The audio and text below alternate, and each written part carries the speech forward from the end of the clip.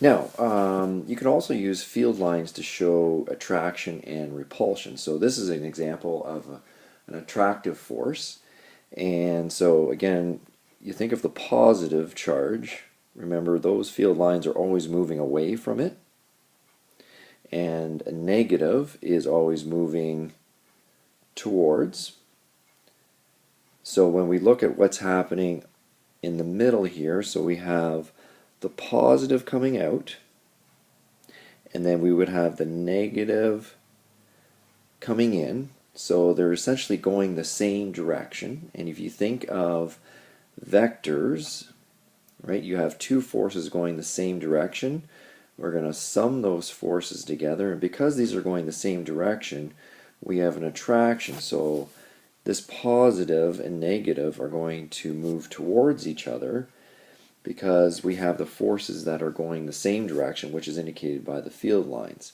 And what you'll see is, if you could map out those field lines, is that they keep bending towards each other. So the ones that are coming out at the top here, for example, out of the positive, they're going to start bending back towards the negative. And so you'll get that pattern, and that pattern will exist on both sides. And when we start talking about magnetism, which is looking at magnetic field lines, we're going to be able to outline that pattern using a technique with iron filings, and you're going to see the exactly same attractive pattern in terms of field lines. And again, that's a kind of a standard field line pattern when you have a positive and negative attracted towards each other. And again, that's based on those field lines moving really in the same direction in between them. One thing you want to note in these diagrams is that the space between the field lines is always maintained. It can get super microscopically close together, but they actually never ever cross each other. And that's going to be an important part to look at when we start talking about repulsive forces in that next slide. All right, when we look at two charges that repel, then we're going to again look at the field lines. So remember that the positive charge is going to move outwards, and the positive charge of the other object, because light charges repel each other, is also going to move in the same direction. So it's almost like they're going to have a head-on collision. Well, remember from the previous slide, I said those lines can never cross, so these two can actually never blend. So what happens is these lines come out, and then they start bending away from each other. So this second line is going to come out and then bend up, and then you're going to have all these lines taking this particular shape because they can never ever cross each other. And that area that is created in between those lines creates a force, and you almost want to think of it as a spring. So the area here that's in between those lines, right, we're going to push those together, trying to get them pushed so close together. Like if I was going to push two positives together, or if you're going to have two north sides of the magnet being pushed together, then if you let go of that, then they kind of pop back the other way. And that's because you're pushing against a force, or almost like a spring. Like you're trying to push that spring together, and then when you release that spring, it pushes them back out. Well, you want to think of these areas in between as creating a force. And you almost want to think of it as a spring.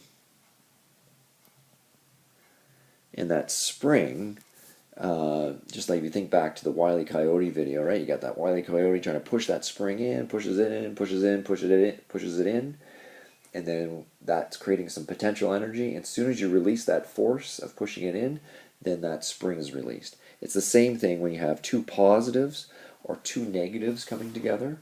The only difference between positive and negative is that they're going the opposite direction. So negative, you're going to have forces going in, but then never actually coming in contact. The direction is just the opposite way.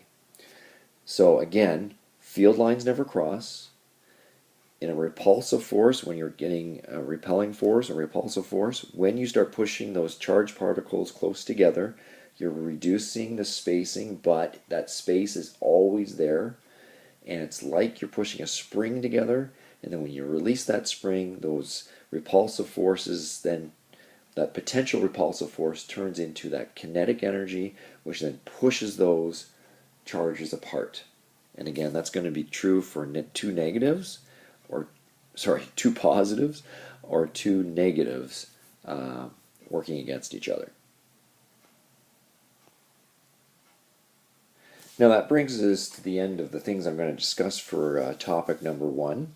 So just to quickly review that, we did just talk about electric charge, right? So an electric field is an area around any kind of charged object, whether it's positive or negative.